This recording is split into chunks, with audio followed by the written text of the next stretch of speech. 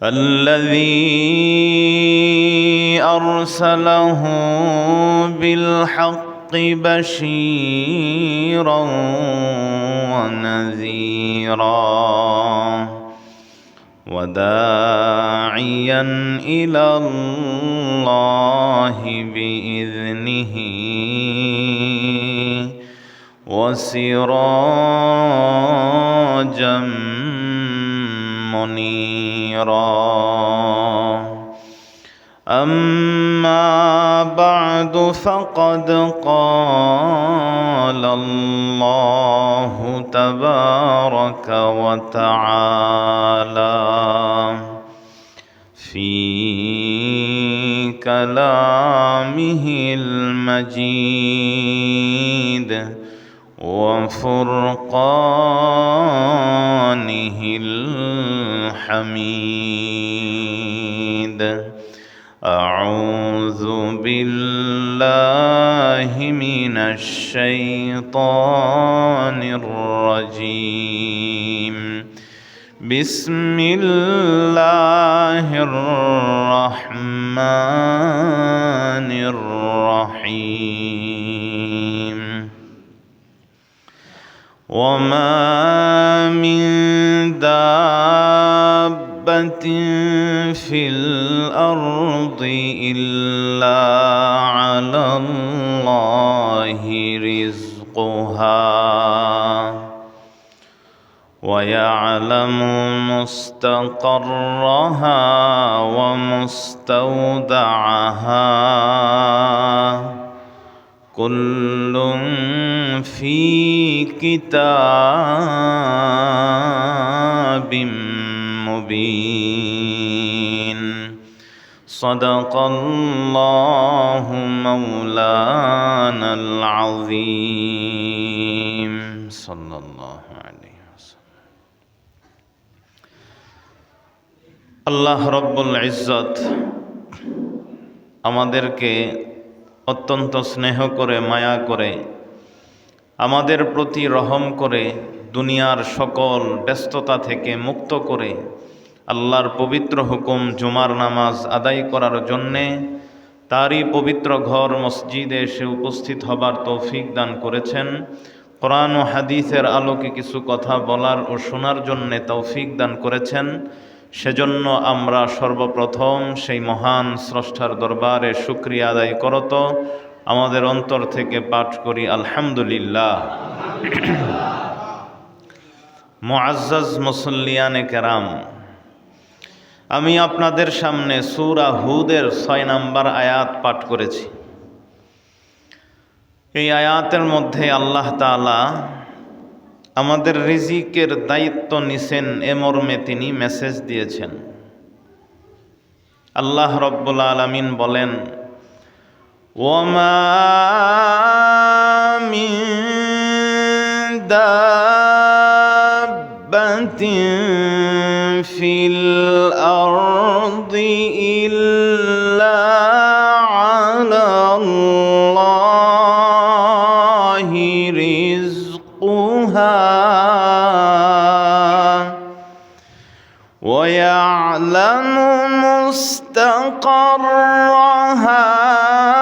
ومستودعها كل في كتاب مبين.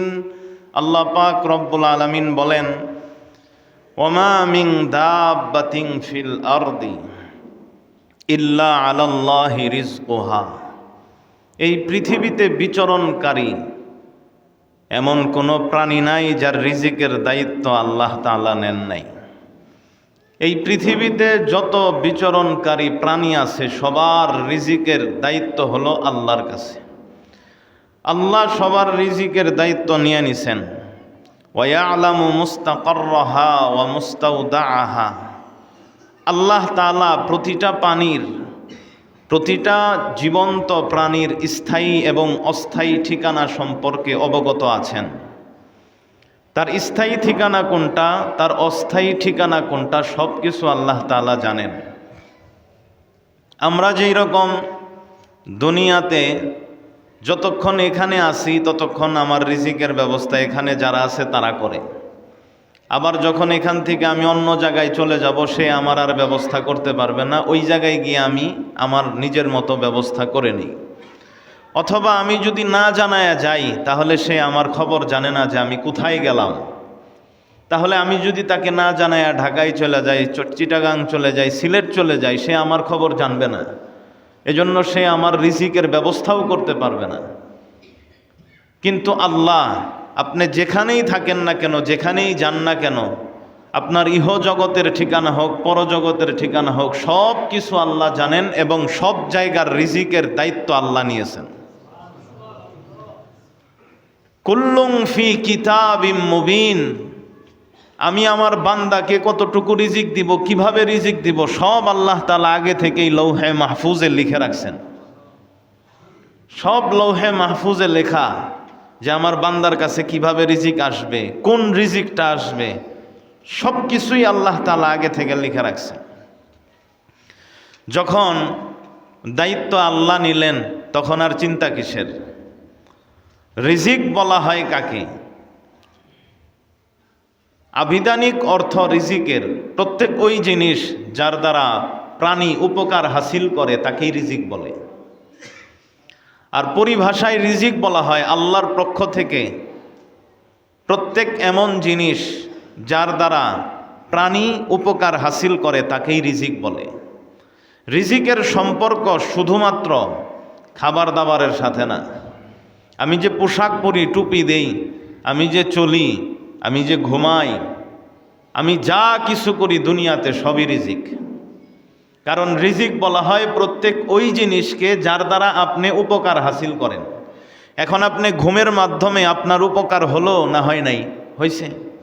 অনুরূপভাবে এই যে পোশাকের দ্বারা আপনার উপকার হয়েছে, টুপি পরার দ্বারা আপনি এই টুপির দ্বারা উপকার হাসিল করলেন, চশমা দ্বারা আপনি উপকার হাসিল করলেন, মাইকটা দ্বারা আপনি উপকার হাসিল করলেন, ফ্যান দ্বারা আপনি উপকার হাসিল করলেন, বিল্ডিং, রড, সিমেন্ট, ইট সব কিছু দ্বারাই আপনি উপকার হাসিল করতেছেন।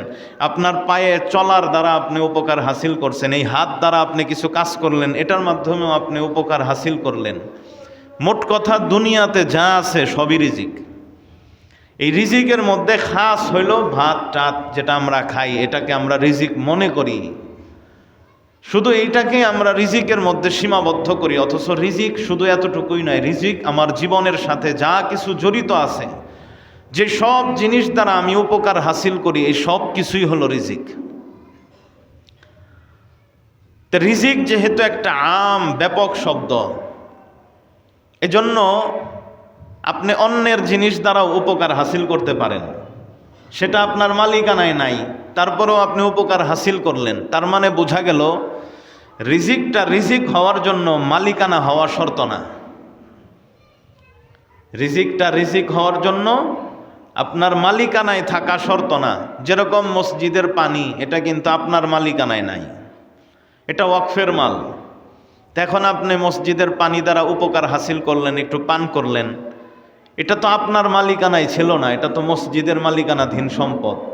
কিন্তু আপনি যেই পানিটা পান করলেন, আপনি আপনার পিপাসা নিবারণ করলেন, আপনি উপকার পেলেন না, তাহলে এটাও আপনার জন্য কিন্তু রিজিক, কিন্তু এই রিজিকটা আপনার মালিকানায় নাই। অনুরূপভাবে আপনি আরেকজনের জায়গার উপর দিয়ে হাঁটতেছেন, তা আপনার হাঁটার কারণে আপনি এক জায়গায় যাবেন, এই জায়গার উপর দিয়ে যে আপনি হেঁটে গেলেন, এটা আপনার উপকার হলো, তাহলে এটাও কিন্তু আপনার জন্য রিজিক। কিন্তু এই যে আপনি আরেকজনের জমির উপর দিয়ে যে হাঁটলেন, এই জমিটা কিন্তু আপনার মালিকানায় নাই। ছোট বাচ্চাকে আমরা যা দেই সেটা তো খাওয়াইলাম, তারে পান করাইলাম, এগুলার তো সে মালিক হয় না, কিন্তু তার জন্য কিন্তু এটা রিজিক হচ্ছে। তো রিজিক হওয়ার জন্য মালিকানায় হতে হবে এটা কোনো শর্ত না। আপনার মালিকানায় নাই এমন অনেক কিছু আপনার রিজিক হতে পারে। অনুরূপভাবে হালাল যেই রকম রিজিক হয়, হারাম এটাও রিজিক। আপনি হালালভাবে খাইলেন, হালালভাবে বিল্ডিং করলেন, গাড়ি করলেন, এসব আপনার জন্য রিজিক, পন্থাটা হালাল।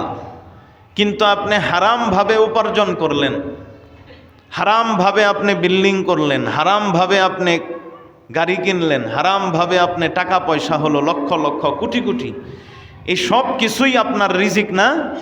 এই সব কিছু দ্বারা আপনি উপকার হাসিল করতেছেন, তো তাহলে সবই আপনার জন্য রিজিক। তবে পন্থাটা হলো হারাম, যে পন্থায় আপনি এগুলাকে উপার্জন করছেন এই সব হলো হারাম পন্থায়, মালটাও হারাম, কিন্তু এটাও আপনার জন্য রিজিক। যেরকম আমি গুনাহ করলাম, গুনাহ হয়ে গেল, কিন্তু কাজটা দ্বারা আমি উপকার পাইছি না পাই নাই। আমি গুনাহ করলাম, আমার মনের একটা যে অস্থিরতা আসলো, যেরকম খুব ছবি দেখতে মন চাইতেছে, গান শুনতে মন চাইতেছে। এখন গান আমি শুনলাম, ছবি আমি দেখলাম, গুনাহ হইল কিনা? অবশ্যই গুনাহ। এটা যদিও গুনাহ, কিন্তু এই কাজটা করার কারণে আমার মনের ভিতরে একটা তৃপ্তি হইল যে আমি এটা দেখতে পারলাম। আমার কিন্তু দেখা হয়ে গেছে, গুনার কারণে এমন না যে আমি এটাকে দেখতে পারি নাই। তো অনুরূপভাবে রিজিক এটা হারামও হয়, হালালও হয়। আপনার কর্মের কারণে, আপনার পন্থার কারণে আপনি রিজিকটাকে হারাম বানায় ফেলছেন, কিন্তু এটা আপনার জন্য রিজিক। আর এই রিজিকের জন্য আল্লাহ আপনাকে শাস্তি দিবেন, কেন আপনি এটাকে হারাম বানাইলেন। যদি আপনি এভাবে সুদের মাধ্যমে, ঘুষের মাধ্যমে, অন্যায়ভাবে যদি আপনি উপার্জন না করতেন, আল্লাহ তারপরেও আপনার রিজিকের ব্যবস্থা করে দিত। যা আপনার জন্য লেখা আছে ওটা আপনার কাছে আসবেই, কিন্তু আপনি পন্থা ভুল বেছে নিছেন। টি.আর.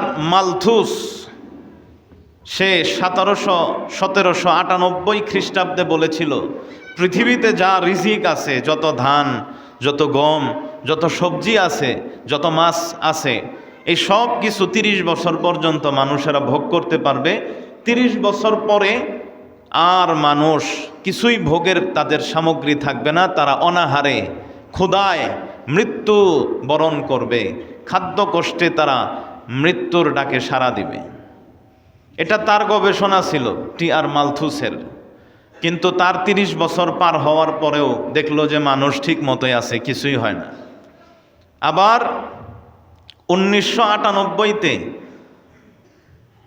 আরেকজন গবেষক উনি বললেন যে 30 বছর আর মাত্র আমরা এই খাদ্য, এই জমিনে যা কিছু আছে আমরা ভোগ করতে পারবো, মাছ আমরা খেতে পারবো। স্যার উইলিয়াম উনি বলেছিলেন ওনার গবেষণার আলোকে যে 30 বছর মানুষ এগুলা ভোগ করতে পারবে, এরপরে খাদ্য সংকটে ক্ষুধায় মানুষ মৃত্যুবরণ করবে। তো স্যার উইলিয়ামের কথাটাও কিন্তু সঠিক হলো না। ওনার 100 বছর আগে বলছিল টি.আর. মালথুস, ওনার 100 বছর পরে 1998-তে বলছে স্যার উইলিয়াম, কিন্তু তারপরেও তাদের কথা কারোটাই ঠিক হয় নাই, গবেষণা ভুল প্রমাণিত হয়েছে। কারণ এই রিজিকের দায়িত্ব কোনো মানুষ নেয় নাই, এই রিজিকের দায়িত্ব কে নিয়েছেন? আল্লাহ। এজন্য এটা শেষ হবে না। মানুষের গবেষণায় ধরতে পারে যে শেষ হয়ে যাবে মনে হয়, কিন্তু শেষ হবে না।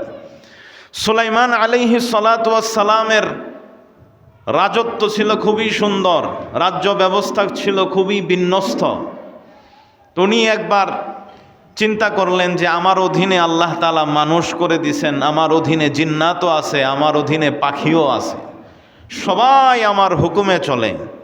সুলাইমান আলাইহিস সালাতু ওয়াস সালাম চাইলেন, আল্লাহ তো সমুদ্রের মাছদেরকে, সমুদ্রের প্রাণীদেরকে রিজিক দেয়, আমি একদিন, যেহেতু আমার এত রাজত্ব, আমার এত সম্পদ, আমার রাজত্ব অনেক বিন্যস্ত, নিয়ম কানুন সব কিছু একদম সুন্দর, তো উনি চাইলেন যে ওনার রাজ্যের পাশে একটা সমুদ্র ছিল, তো ওইখানে মাছ প্রাণী যা আছে এদেরকে একদিন খাওয়াবেন উনি।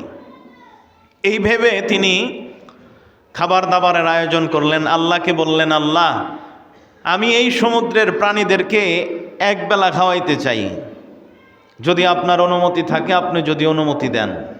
আল্লাহ বলল, ঠিক আছে যাও, যখন এত শখ উঠছে তোমার, খাওয়াও একবেলা।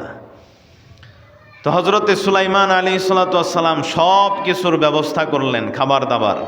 জিন্নাতদেরকে, মানুষদেরকে হুকুম দিলেন, সমুদ্রের পাড়ে তোমরা সব খাবারগুলো নিয়ে যাও, ব্যবস্থা করো এখানে।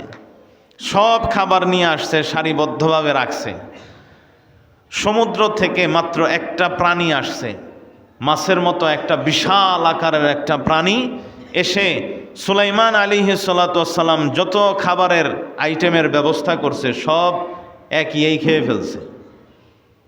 এরপরে ওই মাছ বলতেছে, সুলাইমান আমার আরো খাবার লাগবে, আরো আছে কিনা দাও। সুলাইমান আলাইহিস সালাম বলে, আর আমার কাছে নাই, খাদ্য শেষ। মাছ আল্লাহকে ডাক দেয়, বলে আল্লাহ প্রতিদিন রিজিক খাওয়াও তুমি, কিন্তু আজকে রিজিকের দায়িত্ব দিছ মাখলুকের কাছে, এখন তো আজকে আমার সারাদিন না খেয়ে ক্ষুধায় থাকতে হবে। তাহলে চিন্তা করেন আপনি, এই যে তিমি মাছ, হাঙ্গর মাছ, যা কিছু আছে, বড় বড় প্রাণীগুলা কত টনকে টন খাবার খায়, অথচ এরপরেও কোনো কিছুর শেষ নাই। মাখলুক যদি এই দায়িত্ব নিত জীবনেও পারত না। আল্লাহ এই সব কিছুর দায়িত্ব নিছে, কিন্তু কখনো রিজিক শেষ হয় না। মনে হয় মানুষের যে শেষ হয়ে যাবে, কিন্তু আল্লাহ আবার ব্যবস্থা করে দেয়, কারণ প্রত্যেকটা প্রাণীর রিজিকের দায়িত্ব নিয়েছেন আল্লাহ। এজন্য মুসলমান, সুলাইমান আলাইহিস সালাতু ওয়াস সালামের এই ঘটনা থেকে আমরা শিক্ষা গ্রহণ করি। হযরতে মূসা আলাইহিস সালাতু ওয়াস সালাম যখন তিনি মাদিয়ান থেকে হযরতে শুআয়বের মেয়েকে, কন্যাকে বিবাহ করে ফিরে আসতেছেন, মাদিয়ান থেকে ভ্রমণের সময় অন্ধকার রজনী, লাইটের ব্যবস্থা নাই, আগুনের ব্যবস্থা নাই, কিভাবে পথ চলবে? এজন্য স্ত্রীকে দাঁড় করায়া রেখে আগুনের তালাশে গেলেন তুর পাহাড়ে। তুর পর্বতে গিয়ে আগুন তালাশ করে, কিন্তু আমার আল্লাহ মূসাকে নিজের তাজাল্লি দেখায়া দিলেন। আল্লাহ মূসাকে নবুয়ত দান করলেন। রে মুসলমান, নবুয়ত রিসালাত দেওয়ার পরে এবার আল্লাহ মূসা আলাইহিস সালাতু ওয়াস সালামকে বলেন, ও মূসা, যাও যাও মিশরে গিয়া ফেরাউনের কাছে আমার দ্বীনের দাওয়াত দাও, ফেরাউনের গোত্রর কাছে আমার দ্বীনের দাওয়াত দাও। মূসা আলাইহিস সালাতু ওয়াস সালাম চিন্তা করলেন, বিবিকে জঙ্গলে আমি একা রেখে এসেছি, কে আমার বিবির দায়িত্ব নিবে? কে আমার বিবিকে রিজিক দিবে? যদিও মূসার আল্লাহর প্রতি অগাধ বিশ্বাস ছিল, তারপরেও বাস্তবে তো কোনো দিন দেখে নাই। এজন্য মুসলমান, আল্লাহ তাআলা মূসাকে বললেন, ও মূসা, সামনে যেই পাথরটা আছে, এই পাথরের মধ্যে তুমি তোমার লাঠি দ্বারা আঘাত করো। মূসা আলাইহিস সালাতু ওয়াস সালাম আঘাত করার সাথে সাথে পাথর থেকে আরেকটা ছোট পাথর বের হয়। আবার আল্লাহ বলেন, মূসা আবার আঘাত করো। দ্বিতীয় পাথরে আঘাত করার পর ওই পাথর ফেটে আবার তৃতীয় আরেকটা পাথর বের হয়। ও মুসলমান, তৃতীয় পাথরে আল্লাহ আবার মারার জন্য আদেশ দেন। মূসা আলাইহিস সালাতু ওয়াস সালাম তৃতীয় পাথরে আবার তৃতীয়বার আঘাত করেন। ওই তৃতীয় পাথর থেকে একটা প্রাণী বের হয়, ঘোড়ার মতো একটা প্রাণী, ঘোড়া। এটা বের হওয়ার পরে দেখে তার মুখে সবুজ ঘাস আল্লাহ দিয়ে রেখেছেন। আল্লাহ মূসাকে বললেন, ও মূসা, এই তিন পাথরের ভিতরে যেই ঘোড়া আছে, আমি ওই ঘোড়াকে যেমন রিজিক খাওয়াই, অথচ কেউ এই ঘোড়ার কথা জানে না। কেউ জীবনে এই ঘোড়াকে দেখে নাই, আমি আল্লাহই তো তাকে সব কিছু দিচ্ছি। আমি আল্লাহ যেইভাবে একে খাওয়াই, পান করাই, আমি আল্লাহ কি তোমার স্ত্রীকে খাওয়াতে পান করাতে পারবো না? মূসা আলাইহিস সালাতু ওয়াস সালাম সচক্ষে এটা দেখার পর নিজের ইয়াকিন আরো মজবুত হয়ে গেল। বিবির সাথে দেখা না করে, সাক্ষাৎ না করেই, বিবিকে না জানায়াই রওনা হয়ে গেল মিশরে। বিবিকে আল্লাহর হাওয়ালা করে দিলেন। যেই আল্লাহ তিন পাথরের ভিতরে ঘোড়ার খাদ্যের ব্যবস্থা করতে পারে, সেই আল্লাহ বুঝি আমার স্ত্রীর খাবার পান করার ব্যবস্থা করতে পারবে না? অবশ্যই আল্লাহ সব কিছুর উপরে ক্ষমতাবান। আল্লাহ যেইভাবে ঘোড়াকে খাওয়ায়, ওই আল্লাহ আমার অবর্তমানে আমার স্ত্রীকেও তিনি দায়িত্ব গ্রহণ করবেন। তো এই রকম বিশ্বাস আমাদেরও হতে হবে যে আল্লাহই সব কিছু করেন, আল্লাহই সব কিছুর ব্যবস্থা করেন। আল্লাহ আমাদের ভিতরেও এইরকম ইয়াকিন ঢুকাইয়া দেখ, সকলে বলেন আমিন। যখন এইরকম ইয়াকিন হয়ে যাবে, তখন আল্লাহর পথে খরচ করতে আমাদের কখনো দ্বিধাবোধ হবে না, কখনো সংকটে থাকব না। আপনারা সকলেই জানেন, ইনশাআল্লাহ এই আয়াতের উপরে আলোচনা হবে ধারাবাহিকভাবে। সূরা হুদের 6 নম্বর আয়াত। আল্লাহ দেখেন কিভাবে রিজিকের ব্যবস্থা করে, অথচ এই পাথরের ভিতরে কোনো মানুষ দেখে না, কেউ দেখে না, তারপরেও আল্লাহ রিজিক তাকে দিচ্ছেন। তা আমি যখন আল্লাহর উপরে এইভাবে বিশ্বাস রাখব, আল্লাহকে যখন আমি এইভাবে মানব, যখন আমার ভিতরে আকীদা থাকবে, বিশ্বাস থাকবে, আমি যখন বুঝবো যে আল্লাহর রাস্তায় খরচ করলে আল্লাহ কখনো কমায় না, আল্লাহ বাড়ায়া দেন আরো। কেননা আল্লাহর নবী সাল্লাল্লাহু আলাইহি ওয়াসাল্লাম বলেন, মা নাকাসাত সাদাকাতুন মিন মাল, আল্লাহর রাস্তায় সদকা করলে এই সদকা কখনো মানুষের সম্পদ থেকে কমায় না। ও মুসলমান, বিশ্বনবী রাহমাতুল লিল আলামিন বলেন, ইন্নাস সাদাকাতা লাতুতফিউ গাদাবার রাব্বি ওয়া তাদফাউ মিতাতাস সু, নিশ্চয়ই আল্লাহর রাস্তায় সদকা করলে এই সদকা মানুষের উপর থেকে বালা মুসিবতকে উঠায় নেয়। আল্লাহর রাস্তায় সদকা করলে আল্লাহ কখনো ওই বান্দাকে খারাপ মৃত্যু দেয় না, আল্লাহ সর্বদা ওই বান্দাকে ভালো মৃত্যু দান করবেন। এজন্য মুসলমান, নবীদের সাহাবীদের মনে এই বিশ্বাস একদম রগরেশায় ঢুকে গিয়েছিল,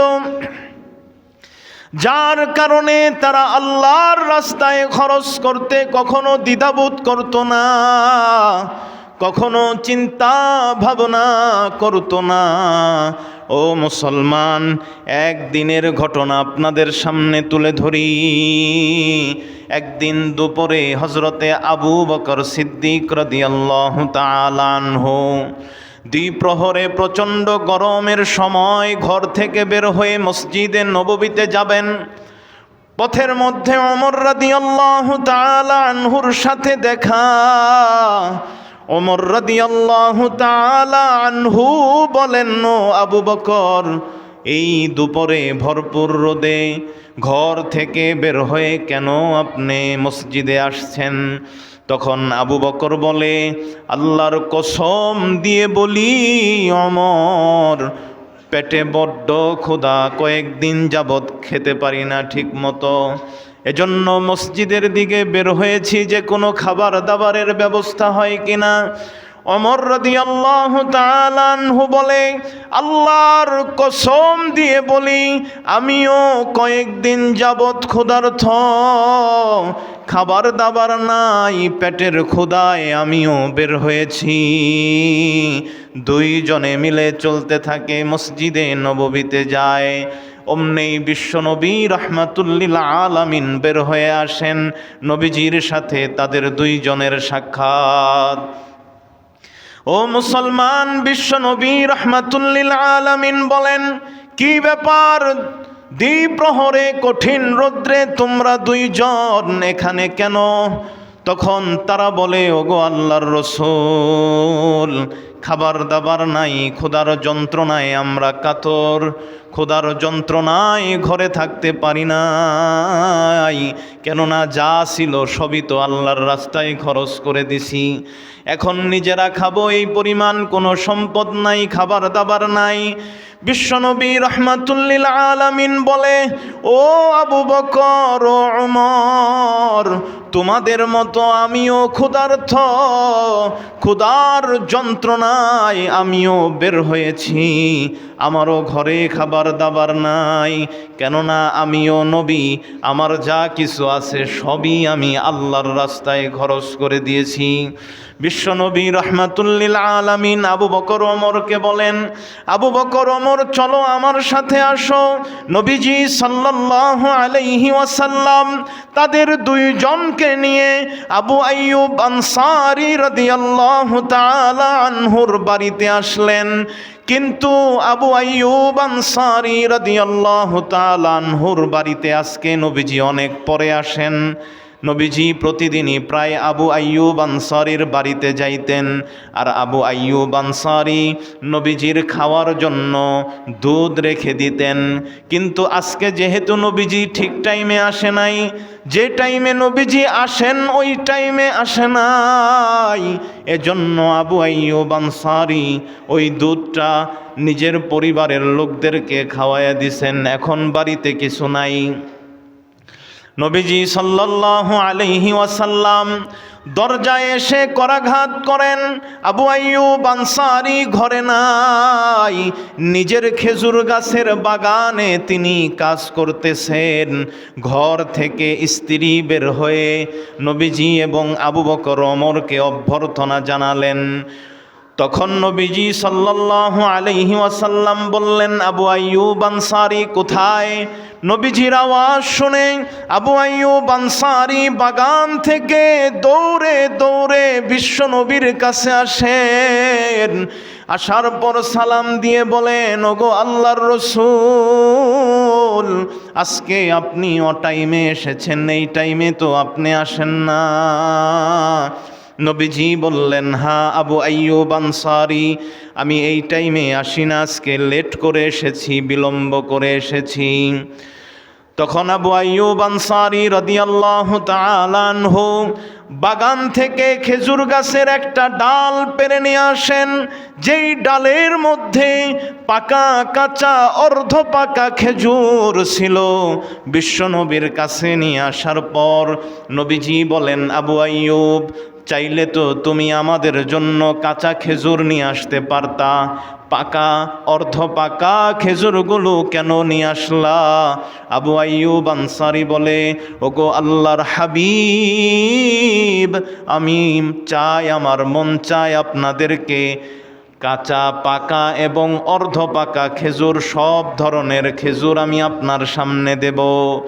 আপনি তো কাঁচা খেজুরও আপনার ভালো লাগতে পারে, কাঁচা খেজুরের স্বাদ একরকম, পাকা খেজুরের স্বাদ আর একরকম, আর অর্ধ পাকা খেজুরের স্বাদ আর একরকম।